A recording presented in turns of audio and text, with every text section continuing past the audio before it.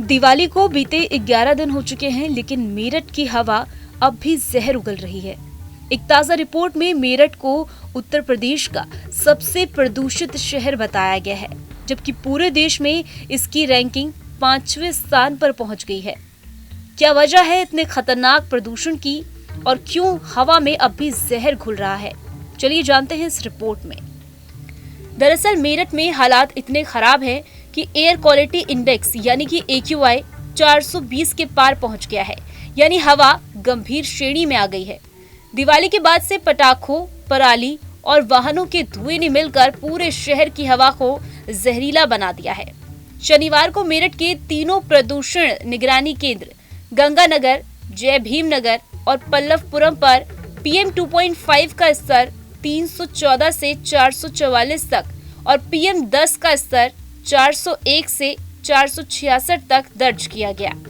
ये स्तर गंभीर श्रेणी में आता है, यानी कि हवा सांस लेने लायक तक नहीं रह गई है। विशेषज्ञों का कहना है कि कम हवा की गति और तापमान में गिरावट से प्रदूषक तत्व जमीन के पास जमा हो गए हैं, जिससे कि हालात और बिगड़ सकते हैं।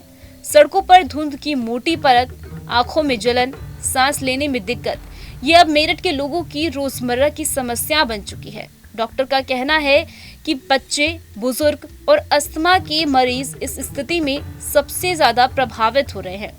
मौसम विभाग ने चेताया है कि अगले कुछ दिनों में रात के तापमान में और कमी आने से प्रदूषण का स्तर और गहराएगा। हवा की रफ्तार थमने और ठंड बढ़ने के कारण धुआं और धूल एक साथ मिलकर स्मॉग की परत बना सकते हैं। ऐसे में सुबह और रात के वक्त प्रदूषण का स्तर सबसे ज्यादा रहेगा। रिपोर्ट के मुताबिक दीपावली से पहले ही प्रदूषण का स्तर बढ़ना शुरू हो गया था।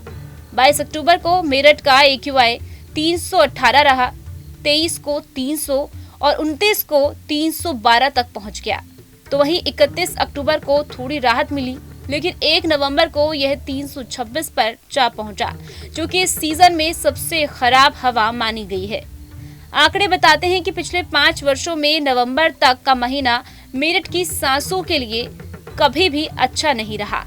2021 और 2023 के नवंबर में भी हवा की गुणवत्ता सबसे खराब दर्ज की गई थी और अब 2025 में वही स्थिति दोहराई जा रही है। फिलहाल मौसम में बारिश के कोई संकेत नहीं है। ऐसे में प्रदूषकों को नीचे बैठने या फिर हवा को साफ करने की प्राकृतिक संभावना नहीं बची है। पर्यावरण विशेषज्ञों का कहना है कि जब तक हवा की दिशा नहीं बदलेगी या फिर बरसात नहीं होगी, तब तक प्रदूषण में कमी की उम्मीद नहीं की जा सकती है। नगर निगम और प्रशासन ने सड़कों पर पानी का छिड़काव शुरू कर दिया है, लेकिन विशेषज्ञों का कहना है कि ये सिर्फ अस्थायी उपाय है। जरूरत है कड़े कदमों की, जैसे पराली जलाने पर सख्ती, वाहनों की जांच और ग्रीन जोन बढ़ाने की दिशा में काम। अब मेरठ जैसे शहरों की हवा को साफ नहीं किया गया तो सिर्फ पर्यावरण नहीं, आने वाली पीढ़ियों के स्वास्थ्य के लिए भी बड़ा खतरा बन जाएगा।